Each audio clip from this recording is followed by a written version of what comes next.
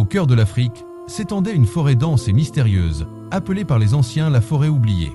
On disait que cette forêt abritait un esprit ancien, gardien des secrets oubliés du temps. Depuis des générations, personne n'osait s'aventurer trop loin dans ses profondeurs. Car ceux qui entraient souvent ne revenaient jamais. Ou bien, s'ils revenaient, ils n'étaient plus les mêmes. Un jeune homme du village, nommé Kofi, poussé par la curiosité et l'envie de découvrir la vérité, décida un jour de braver l'interdit.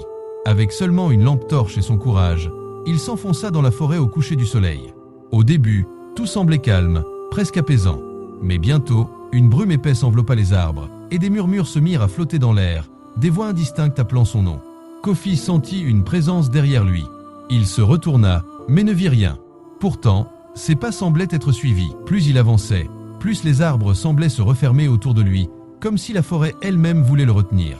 Au centre de la forêt, il trouva une vieille pierre gravée de symboles anciens, à moitié enfouie dans la terre. Kofi toucha la pierre, et soudain, l'esprit de la forêt apparut devant lui, une silhouette lumineuse, à la fois belle et terrifiante.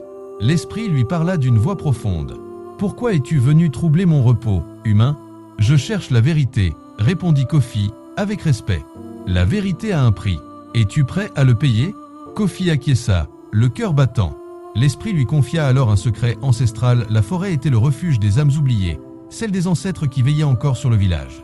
Mais leur paix avait été brisée par la cupidité des hommes, et seul un cœur pur pouvait restaurer l'équilibre. Kofi comprit qu'il devait devenir le gardien de la forêt, protéger ses mystères, et enseigner aux siens le respect de la nature et des anciens.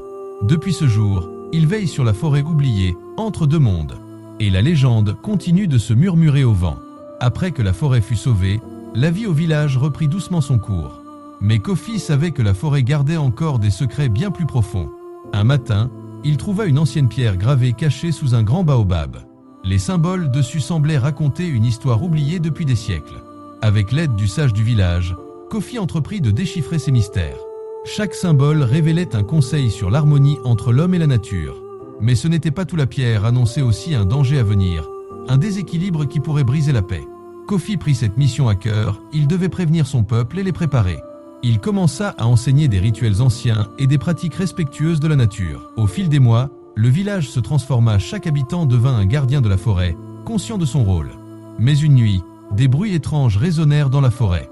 Kofi sentit que l'esprit de la forêt se manifestait pour protéger son domaine. Avec l'aide des villageois, il organisa des veillées, des prières et des rituels pour apaiser l'esprit. Un soir, au milieu d'une cérémonie, l'esprit apparut une nouvelle fois, plus lumineux que jamais.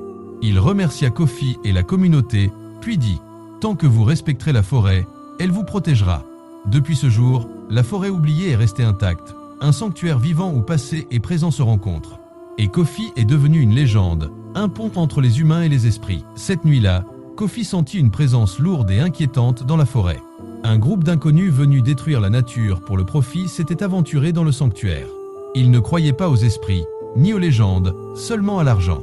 Kofi, avec les villageois, organisa une dernière veillée. Ils invoquèrent l'esprit de la forêt, appelant à sa protection. Soudain, la terre trembla, les arbres semblèrent se mouvoir, et une lumière éclatante enveloppa la forêt entière. Les envahisseurs, terrifiés, s'enfuirent, jurant de ne jamais revenir. L'équilibre était sauvé.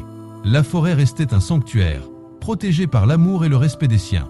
Kofi devint un héros, non seulement du village, mais de toute la région. Son histoire fut transmise de génération en génération, un rappel que la nature est vivante, sacrée, et qu'il faut toujours l'honorer.